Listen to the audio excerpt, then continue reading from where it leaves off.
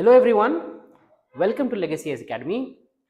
We all know that the answer writing skill in the UPSC examination is very crucial for you to clear your mains exam. We have people who have cleared prelims this year and who are gearing up for the mains next year, and we also have people who will be writing prelims the next year, that is in the year 2024. So this video is dedicated to everyone, even people who are writing mains in the year 2023 and also people who are hoping to write mains in the year 2024. So in this video, we will be talking about what is the strategy for the answer writing. See, answer writing forms a most crucial part in the entire process of the examination. You all know that there are three important phases in this examination, that is prelims, mains and the interview, and answer writing plays a crucial role in the mains exam. Okay, in the mains exam, answer writing plays a very crucial role. So in order to master this art of answer writing in the mains exam, there are a few things that you will have to keep in mind before you even start answer writing. So in this video, we will be answering questions like, when should you even start answer writing? This is the question with most of the UPSC aspirants. When are we supposed to start answer writing? Can we start answer writing after we start the classes? Can we start answer writing when we start studying the newspaper? No, that is not a good strategy. So in this video, we will be talking about what is the right time. That is, when should you start the answer writing? How should you start the answer writing? Correct? So what is the basic structure? Why is answer writing considered as the most important thing in the mains examination? See, if you look at, unlike the prelims exam which is very objective, it's an MCQ exam at the end of the day. So you will have four options and you will have the answer in front of you. Okay, listen to this carefully. You will have the answer in front of you. All you need to do is tick the correct answer or bubble the circle. That's all you're supposed to do, because you have the answer in front of you. But in the mains examination, all you have in front of you is a blank paper. Remember, all you have is just a blank paper, and you will have to earn each and every mark by yourself, because on the blank paper, every word that you write matters. Every sentence that you write will give you an addition over the others. So this is the reason why answer writing will form a very crucial part. In order to score 1750 out of 1750 in your mains examination, including 4 GS papers, 1 essay, 2 optional. I'm not including the language here because it is qualifying in nature. So to score this 1750 in your mains examination, two things that will come to your rescue. One is the content that you have, and also the answer writing skill that you have. Correct? See, content is something that you can develop over time. You will be reading the newspaper, you will be reading the NCERT, you will be reading the reference book. So content is something that comes to you over a period of time. As I always tell you, content is the king in this particular examination. So the second thing that is most important is the answer writing skill. How do we write an answer? In all GS4 papers, that is GS1, GS2, GS3 and GS4, all these 4 papers, this art of answer writing is very crucial, which means out of the 1750, I'm talking about those 1000 marks in this video. So I can guarantee you, after watching this video for the 15 to 20 minutes, you will have a very solid knowledge about how to write an answer. And after listening to this video, you will be able to write a better answer. Okay, so let's start. How do you write an answer? In the UPSC pattern, the current trend that is going on, the current pattern, in GS1, GS2 and GS3, the questions will be like this. You will have 10 questions of 10 mark each. You will have 10 questions of 15 mark each. Correct? This is how the questions will be distributed. The 10 mark requires you to write 150 words, whereas the 15 mark questions requires you to write 250 words. Correct? And remember one thing before we continue. This examination, that is UPSC mains, is very much not like your graduation or the 12th standard or the 10th standard exam that we have written, which means you will not have a question paper, you will not have an answer booklet which is separate, and you can't ask for an additional sheet. Correct? What you will have is a worksheet. You will have the question in English followed by the question in Hindi, and you will have a blank space, you will have to fill it. So there is no trouble that you will have to scratch your mind like, will I miss a question or not? Will I overlook a question? Will I leave one particular question? No, that problem will not arise with respect to UPSC mains answer writing, because all you will have is a worksheet, you will have the question and you will have a blank space. Correct? So two things to be noted. If the UPSC wants you to write 150 words, correct, what is the space? This is the word limit that's already given to you. What is the space limit? If it asks 250 words, then what is the space limit? This is something that you will have to understand, because see, if this is the page, this is the page, and you are writing somewhere here, but still you want to conclude, you have not concluded, but you can't just write conclusion like this. Small places here and there, you can't fit in the conclusion because that is not legible. The examiner or the evaluator will not be able to make sense of what you're writing here, and this doesn't look professional. Remember, you are writing this examination to become an IAS officer or an IPS officer. You're not writing this examination as a student. Okay, all of us are graduates. We have crossed our minimum age of 21, 22. So we are not students to fit in the answers like this. So you will have to have a very good idea about the space and also the words that you will be writing. Okay, taking this into consideration, if UPSC asks about 150 words, what is the space limit that you will be having? Let's look at this. For example, if this is a sheet that you have and you will have the margins like this in the examination, you will have something like do not write anything here and do not write anything here. That will be mentioned in the paper, that will be mentioned on the paper, which means do not write anything in this column. Do not. So you will have the question here in English followed by the question in Hindi. So after this is an entire blank space that you have. I'm talking about a 10 marker. So I'll mention we're talking about a 10 marker where UPSC asks you to write 150 words. Clear? So this entire space is blank, this side of the sheet, and if it's a 150 word answer, the back side of this particular sheet will also be empty. So to write a 10 marker, or you will have as one sheet, that is two sides of the page. Correct? If it's a 15 marker, you will have one more side added of the page. One more side. I'm not talking about the one entire page.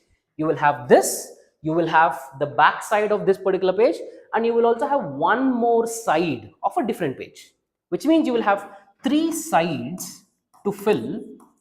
For a 15 marker, you will have two sides to fill for a 10 marker. Okay, so I've told you the space, I've also told you the word limit. Correct? Now you might have a question. If UPSC tells about like 150 words are to be written, can't we write 155? Or if you write 145, is it a sin? Or will it be considered as a blasphemy if you write 140? No, nothing like that. If UPSC mentions 150, if it mentions 150 words, it can hover, your answer can hover between somewhere around 120 to 140. It can go. And even if you can complete the same answer with a proper quality content with the 100 words, even then it works. It's not a problem at all, unless and until you're making justice to that particular question asked. Even if you're writing it with 100 words, it's good, it works. See, I'm not writing 150 plus. I'm not writing 150 plus, and don't do it also. This I would consider this to be a disaster if you are writing anything above 140 or 145 words in the UPSC examination. Not because the UPSC will deduct marks, because if you write 150 plus or 160 or 170 words for one particular question, then it is just that you're compromising your time for the other question. As simple as that. See, for a 150 word answer, also a 10 marker, you're expected to complete the answer in 7.5 minutes. Okay, or less than it may be. Okay, even if you do it like in 7 minutes, very well and good, because you will have more time for the other answer. So if in order to write 170 or 180 words, if you take 10-12 minutes for that matter, then it is just that you're compromising on the time for the other question, which I don't want you to do. So stick to this word limit of 120 to 140. Correct? So we have talked about the word limit, we've talked about the space, we have also talked about the time. Correct? So coming to the most important part of the UPSC answer writing, and The same question which is asked by most of the aspirants. How do you write an answer? Okay, how?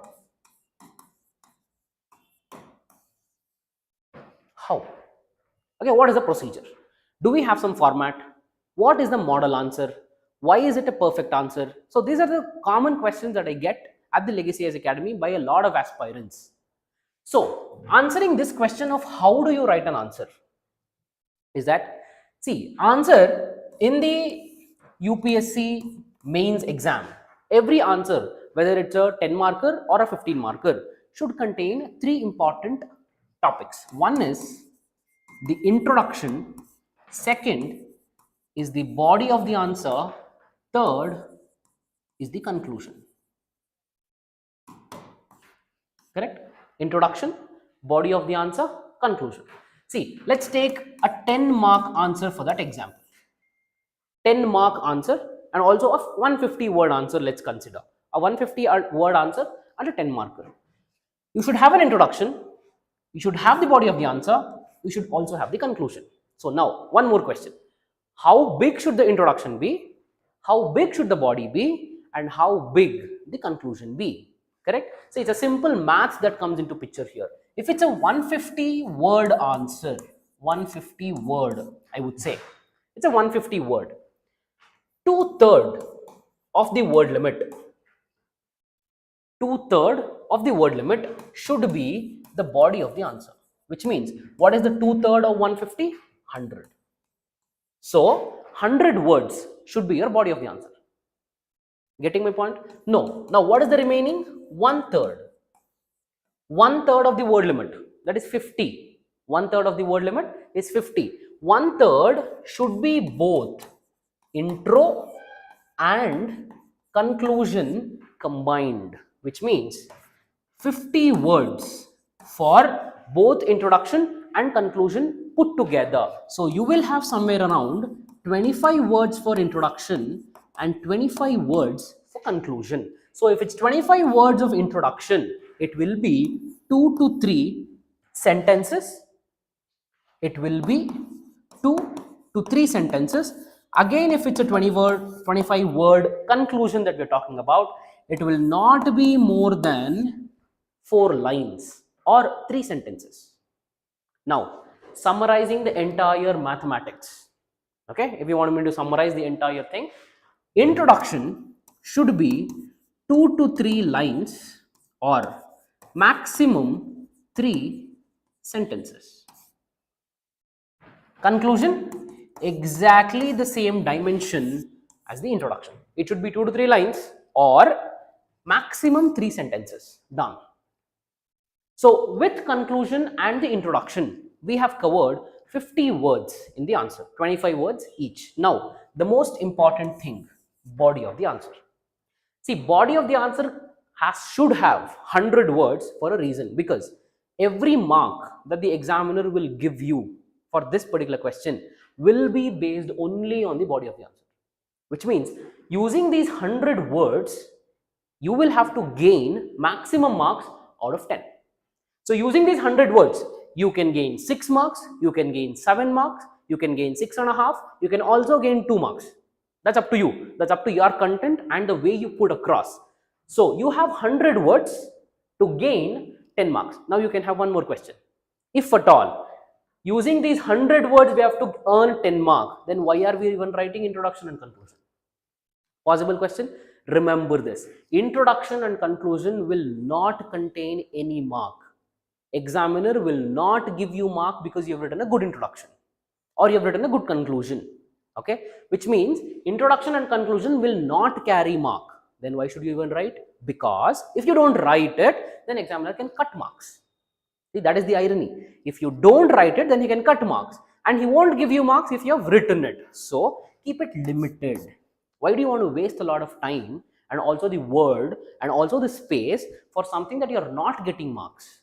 Correct? So let's come down to basic mathematics at the end of the day. So body of the answer, you will have 100 words. Okay, so this forms the most basic and the most important part of every answer. Correct? So with this, I think you have understood what the structure is. So every answer should have an introduction, body, and the conclusion. Introduction and the conclusion put together should not be over 50 words, and body of the answer should not be over 100 words, or should be somewhere around 100. So when I say 100, 90 to 100 or 110 works. Correct? So this is with respect to the structure. Now let's look at how should the answer actually look like. Correct? How should it actually look like? For example, I'm again taking a 10 marker, and for a 15 marker you can have the same extrapolation happening. If it's a 250 word answer, you can have 1/3 of the entire word count for both introduction and conclusion put together, and 2/3, the remaining 2/3 for the body of the answer. So if you have this as a sheet of the paper,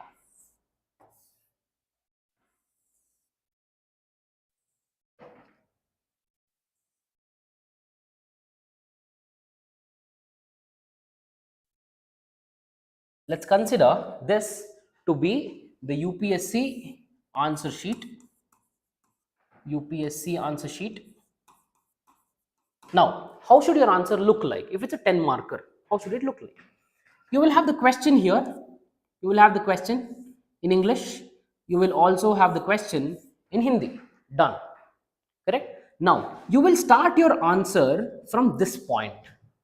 So, this will be your introduction. And remember, you are not writing the word introduction in the answer. You don't have to write introduction, introduction, you don't have to write it. You can actually start your words. You can start your sentences. And by going through these sentences, the examiner should come to a point that this is introduction. He should get to know that this is introduction. So, introduction done. Now, coming to the main important thing. Just after the introduction, address the first thing that is asked in the question and write a subheading. See, writing an answer without a subheading is like a disaster. Do not do it. Okay, then examiner will not be in a position to understand what you're actually referring to. So soon after the introduction, you should have the subheading. And subheading will be corresponding to the question that is asked. So I will consider this to be a subheading 1. After the subheading 1, 2, 3, 4. Always remember, second important thing, that every answer in GS 1, 2, 3 should be in point-wise format, should be written in a point-wise. So if you don't know any answers, then you may ask, okay, when do we write in a paragraph mode? When do you write a paragraph answer? If you don't know the content, only then write it in a paragraph format. If you know the content, then always put it into pointers. Okay, 1, 2, 3, 4. Suppose you want to write a subpoint. How do you write a subpoint? For example, fourth point has some subpoints.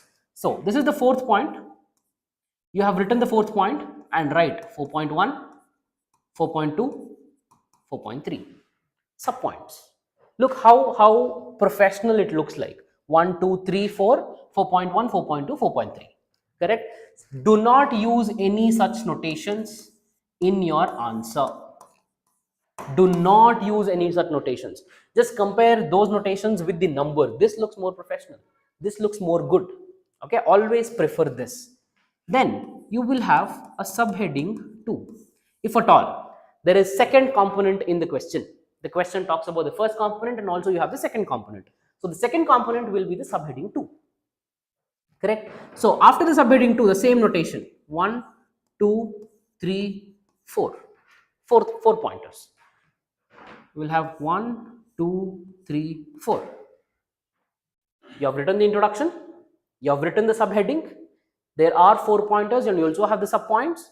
Then you have the subheading 2, it has 4 points. Now the only thing that is left in the entire answer is the conclusion. So this will form your conclusion, and this is how the bird's eye view of your answer booklet should look like. You should have an introduction which is very crisp and clear, followed by the subheading, pointers, subpoints, subheading 2, points, and the conclusion. So now one more thing. What if you have a diagram? What somewhere if you want to write an India map or a flow chart, where do you write it? See, always after the subheading, this will be the space or this will be the space for your diagram. Do not include diagram somewhere here, it doesn't look good. No, you don't have to write a diagram here. Always a diagram should be in the first page of the answer. Correct? So it is always good to have flowcharts. It is always good to have flowcharts. At the same time, it is also good to have some diagram, and it is also good to have some map. See, these will act as a value addition for your answer. Everybody will write the content. All of them who have cleared prelims exam, who will be writing the mains exam, will be very much aware of the content. But the way you represent it, the words that you use, correct, the beautification in the paper that you do is something that will actually matter a lot. Okay, so this is how your answer should actually look like. Next question to be answered: when do you actually start the answer writing process? When? So I hope everything is clear till here. Coming to a point, coming to a question of when should you start an answer writing? See, you have a lot of ambiguities with this. You will have a lot of people telling, and you will have a lot of misconception where you will have to start answer writing as soon as possible. It's better if you start it from today, now. Okay, don't postpone it for tomorrow. No, that is not true. You don't have to see. Nobody will guarantee your selection if you have written 5,000 answers. Nobody will guarantee that. Even if you have written 50,000 answers, nobody can guarantee your selection. There are people who have just written 100, 150 answers or maximum 200 answers and they've got selected. That works. But when should you actually start? See, once minimum 50% of your modern history, polity, economy, environment or geography, once you have been introduced to these subjects, and minimum 40% of the or 50% of the topics are done with these subjects, that is the best time to start answer writing. The best time to start answer writing. Or I'll give you one more. For example, you are attending polity class and the polity sir has given you a question related to parliament. The parliament chapter is going on and he has given you a previous year mains question on the same topic. Write that answer. That is the best thing that can happen to you. Or suppose you're attending an economy class and there's a question on GDP given to write in the class. Write that. That is the best answer writing approach to start with. Okay, do not start with the current affairs questions unless and until you're done with these chapters. For example, the modern history class is happening and there's a question given on the Carnatic Wars, there's a question given on the 1857 revolt, there's a question given on the Surat split of 1907. Start those answers and write it. Follow the same structure. Play around with your content. Try to add more value additions and more examples. You're done with the answer writing process. Correct? Once you have the content, molding your content to make it better is an easy job. Okay, that can be done. So master your structure, get to know about the content, keep practicing, keep writing more, and most importantly, get the reviews. Work on the comments that the faculty would give to you. We at the Legacy IAS Academy, we are very unique where we have the one-to-one mentorship with respect to answer writing happening. Okay, so if you want to check out our videos, you can check it out on our Legacy IAS YouTube channel. You can also check our website for the next batch that will be starting. So I think you've liked the video. Hit the subscribe button to get the notification of all the videos and the informative content that we'll be uploading from the Legacy IAS Academy. Have a nice day. Thank you.